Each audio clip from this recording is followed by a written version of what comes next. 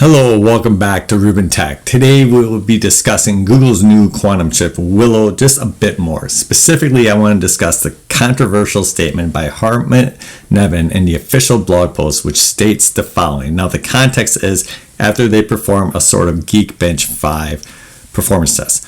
Willow's performance on this benchmark is absolutely astonishing. It performed a computation in under 5 minutes that would take one of today's fastest supercomputers 10 to the 25 or 10 septillion years. If you want to write it out, it's 10 and then there's 25 zeros. I'm not going to say all that. Years. This mind-boggling number exceeds known timescales in physics and vastly exceeds the age of the universe.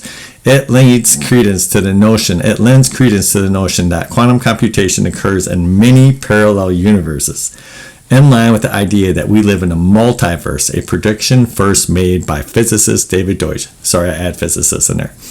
To begin with now, this is back to me now, on the topic of Shor's algorithm and the many worlds interpretation, David Deutsch's perspective is simply that quantum mechanics, which is the bedrock of modern physics, is rife with very perplexing concepts and interpretations. And among these is the many worlds interpretation, so some people will call it a multiverse of sorts. And this view is championed by Deutsch himself. This interpretation posits the existence of multiple parallel universes constantly branching off from each other with every single quantum event. Now, while seemingly completely outlandish, Deutsch argues that the many worlds interpretation offers the most elegant explanation for the workings of quantum computers, particularly when considering Shor's algorithm.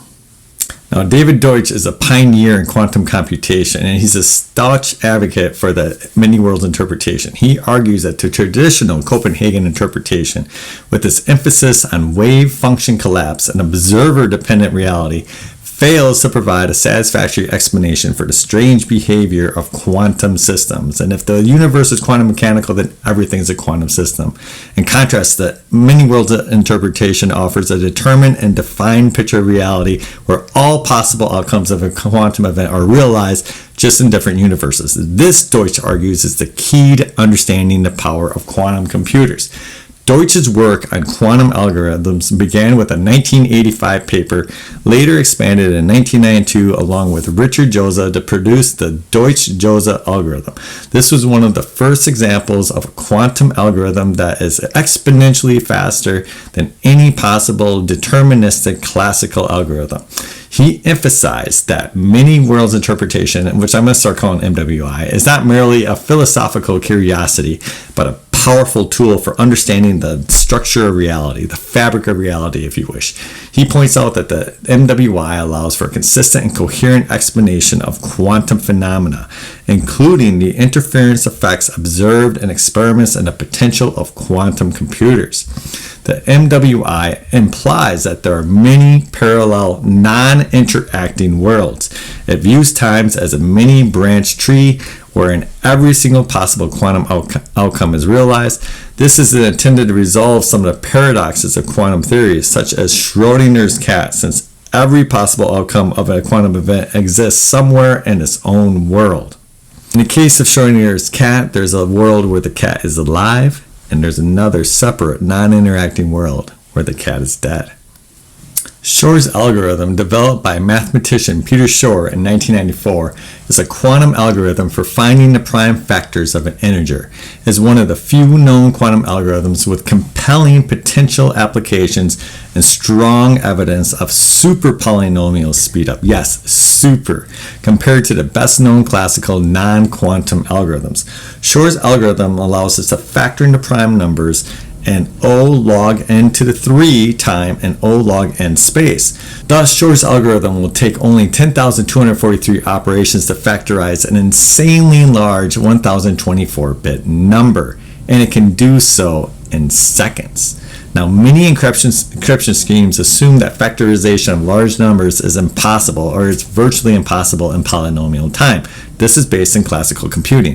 If it was possible, then encryption algorithms like RSA could have been broken already. This has led to the rise of new concepts such as post-quantum cryptography and quantum hacking. Post-quantum cryptography, also called quantum-resistant cryptography, look to the Algorand blockchain if you're interested in that, refers to cryptographic algorithms, usually public key algorithms, that are thought to be secure against an attack by a quantum computer. As of now, quantum computers with enough qubits to factorize large numbers like this are not yet available.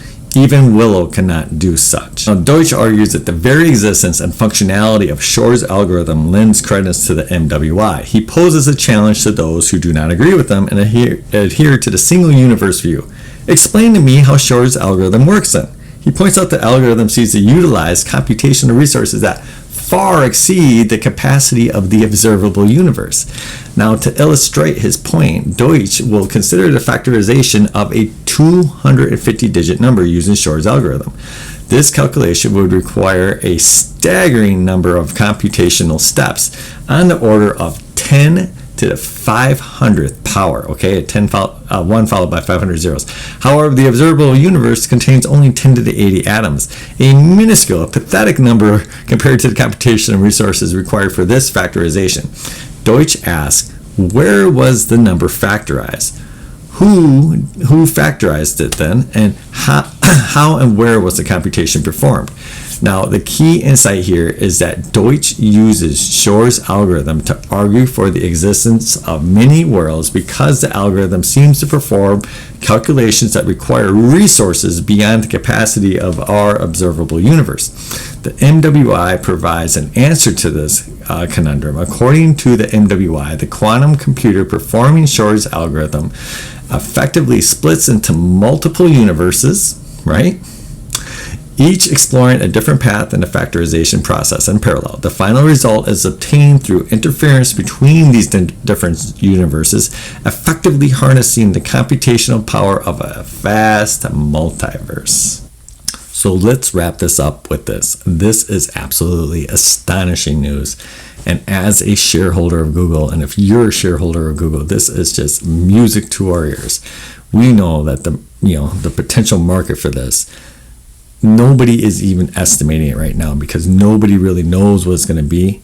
But if it can live up to the promise, I'm going to tell you out of the next 3 big things that come, okay, this will be absolutely the biggest. So out of fusion, as I've been saying, fusion, AI, AGI, and quantum computing will be the biggest. It will absolutely be the biggest.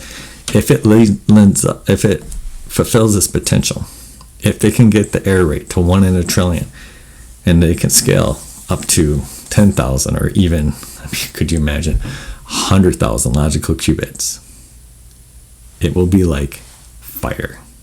Okay? Now, you can take that for what it's worth. Have a great day.